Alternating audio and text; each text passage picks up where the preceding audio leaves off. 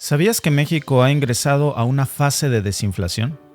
Así lo dijo la gobernadora del Banco de México, pero ¿qué significa esto para ti, para tus bolsillos, para tu compra diaria? ¿Significa que los precios van a bajar o que se van a mantener todavía más altos? ¿Por qué está pasando esto en México? ¿Y esto es bueno o malo para nosotros? Primero, es importante entender qué es la inflación, la deflación y la desinflación.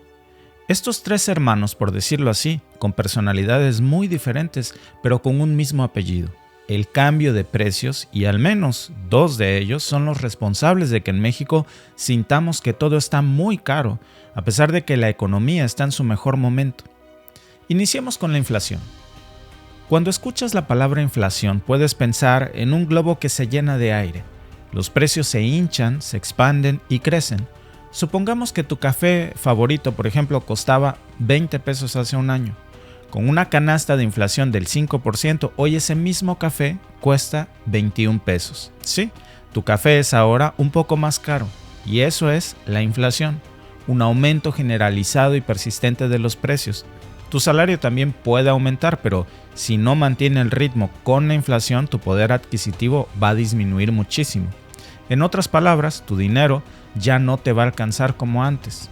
Por otro lado, la deflación es lo opuesto. Imagina un globo que se desinfla, los precios se caen. Por ejemplo, tu café que solía costar 20 pesos ahora va a costar 19 debido a la deflación. Eso es buenísimo, obtienes un descuento, pero ten cuidado, si los precios siguen bajando, las empresas pueden empezar a luchar y pueden despedir a trabajadores o incluso cerrar.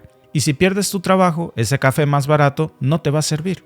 La deflación, en cambio, es más sutil. No es una caída de precios como en el caso de la deflación, es una desaceleración en la tasa de la inflación. Volvamos al ejemplo del café. Tu café que costaba 20 pesos y que aumentó a 21 pesos el año pasado, este año va a subir, pero solamente a 21.50 en lugar de a 22. Sí, aún estás pagando más por tu café, pero los precios no aumentan tan rápidamente. Esto puede ayudar a predecir mejor los costos futuros y a planificar en tu bolsillo un presupuesto. Cada uno de estos fenómenos tiene un impacto directo en tu vida diaria y afectan lo que pagas por los bienes y servicios y también determina cuánto te rinde tu dinero, ya sea que estés planificando un presupuesto, negociando un aumento de salario o decidiendo cuándo es el mejor momento para hacerte, por ejemplo, de una compra grande como una casa o un auto. Por eso es tan útil entender estos términos y cómo influyen en nuestra economía y en nuestra bolsa. Pero, ¿qué significa todo esto para ti? ¿Y cómo está haciendo esto sufrir a México? Piensa por un momento, todo el mundo está hablando desde hace tiempo del superpeso y de que la economía mexicana está en su mejor momento, pero eso no lo vemos reflejado en nuestros bolsillos al ir al mercado. ¿Por qué? ¿Y cómo esto, de lo que todos hoy hablan, que a simple vista podría sonar como música para nuestros oídos, aún no se siente como una melodía agradable en nuestros bolsillos? Para entender esto debemos recordar que la desinflación no significa que los precios estén bajando, todo lo contrario, significa que están subiendo pero a un ritmo más lento. Imagina, por ejemplo, que estás conduciendo a 100 km por hora y luego bajas la velocidad a 80 km. Aún te sigues moviendo hacia adelante, solo que ahora más lento.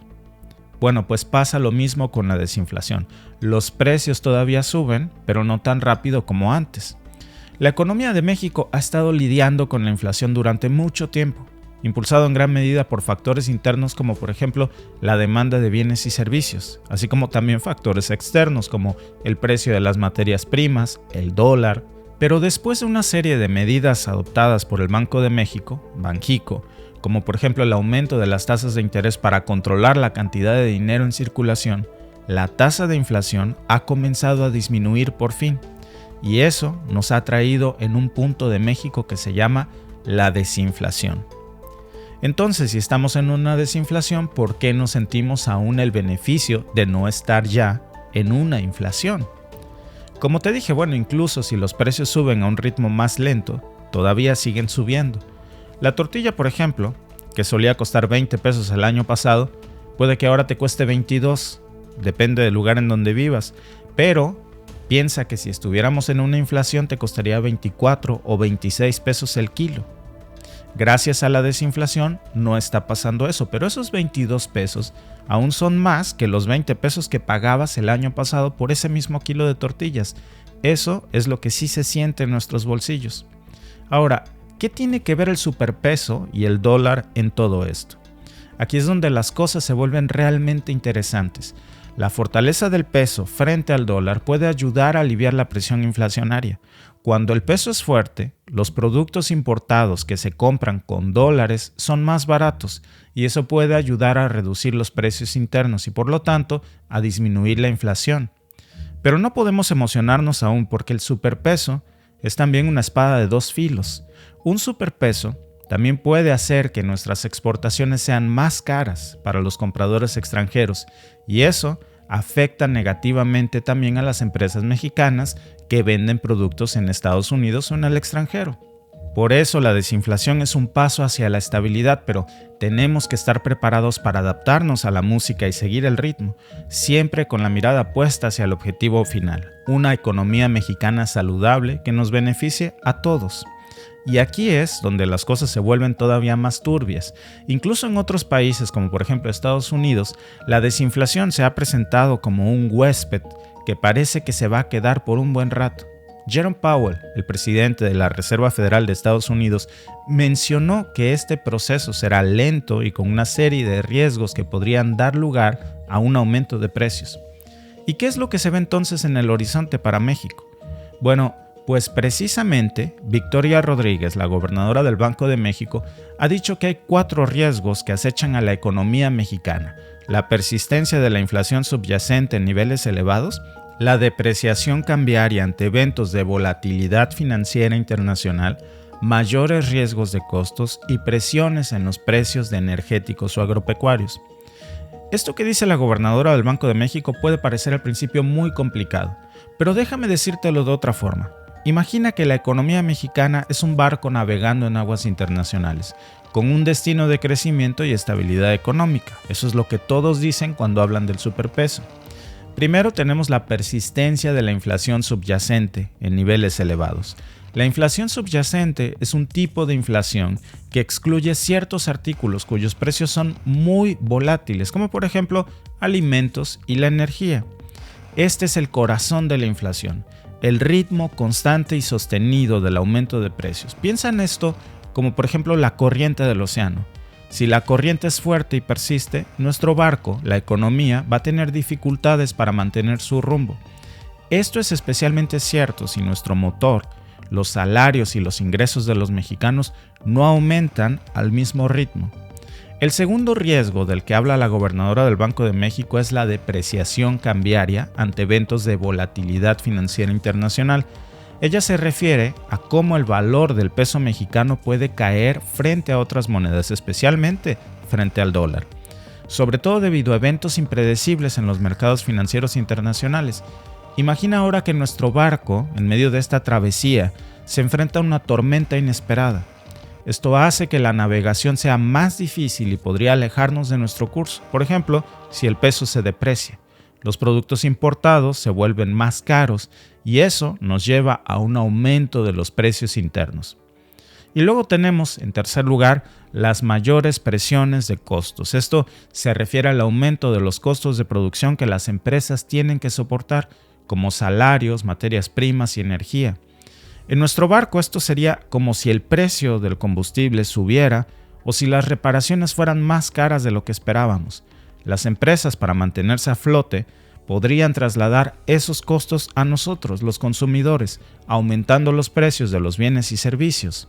O dicho en otras palabras, que paguemos más por lo mismo. Y finalmente, las presiones en los precios de los energéticos o agropecuarios. Esto es similar al punto anterior, pero se centra en 2 áreas críticas, la energía y los alimentos. Es como el pan y la mantequilla de nuestra economía.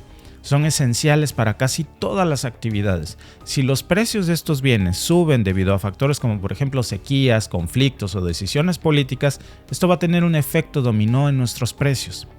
Es por eso que sentimos que estamos en una montaña rusa económica donde la desinflación es la caída lenta y la inflación es el ascenso vertiginoso.